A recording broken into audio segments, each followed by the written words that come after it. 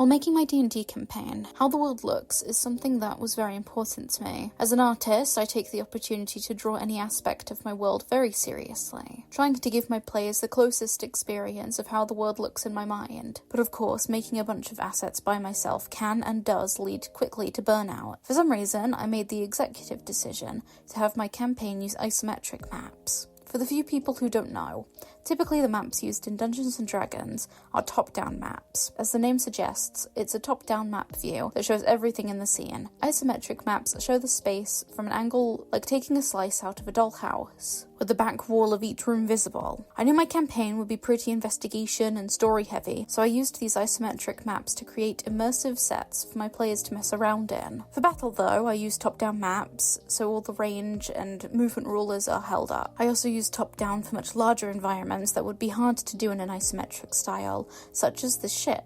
I mainly use these maps for indoor investigations or important character or story beats. I feel having the characters in a unique environment will hopefully make them remember it better for when it becomes important later. I make my maps in Procreate. It thankfully has an isometric grid that I can snap the pieces to it to keep everything proportional. When first making these maps, I created base floor tiles, one in wood and one in stone, to snap together like Lego base plates, to get the desired size for the space I'm making. I then attached these wall pieces I made, recoloring them accordingly to fit the environment. Repeated use of these base elements give the maps a nice uniform look. I keep the isometric grid visible when I sketch out the rough whereabouts of elements such as furniture, any windows or other important aspects, or set pieces I want to include in the map. To keep everything to scale, I have this one base sprite that I use of the miniatures I use, who I have lovingly named Mr. Meeple, named after humanoid board game pieces, which now you know what they're called. I dot him around the areas I'm working on to ensure that no chair is obscenely large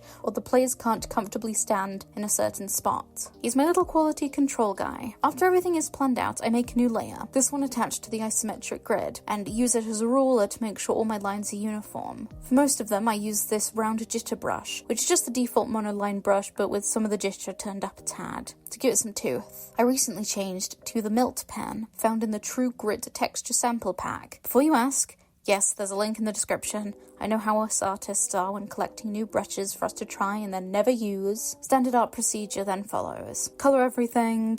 Lastly, for some finishing touches, I include lighting. I love the look of some blown out windows. It can really give these maps a little atmospheric boost, along with adding some white specks to be floating dust and if the space is a bit crusty. For larger maps, like houses or castles, some rooms will need to be created separately. The process for each room is the same, but to make sure they connect seamlessly, I copied the first map, flattened it, and scooch it off to the side. I then used the entrance I made on the first map as a building off point for how this second map connects. Having maps broken up like this also allows me to toggle map visibility on and off in Roll20, allowing for the revealing of rooms if it is, say, locked behind a door that the players need to get past. With maps I make in the future, taking into account how I can add levels of interactivity to these maps is something I want to explore. In one, the players were in this dungeon looking for this golden pumpkin to feed it to a large pig. Don't ask. And I made the pumpkin on this map removable, as the players were going to take it. More stuff like this would be really nice to add, but it does take a lot of planning in advance, and I tend to work in very minimal layers.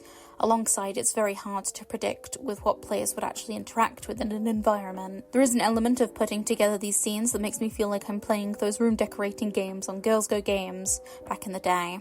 In the future, I want to make some furniture packs to maybe sell or also maybe help with map making process to make it more efficient and make my maps look more uniform. The last step of these maps is to put them into Roll20. As the maps are isometric, I can't have a normal square grid of traditional top-down maps. Thankfully, in Roll20 it's easy enough to turn that off. I am aware of the isometric grid within Roll20, but personally, as these isometric maps are more for investigation gameplay and are never really used for combat, I prefer to let my players move their tokens around freely. I then copy and paste my player tokens into the environment and any other characters that are needed and resize them accordingly.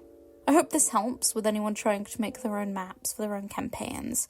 If you'd like a better look at the maps, or maybe you even want to get them yourself, they are available on my Ko-Fi.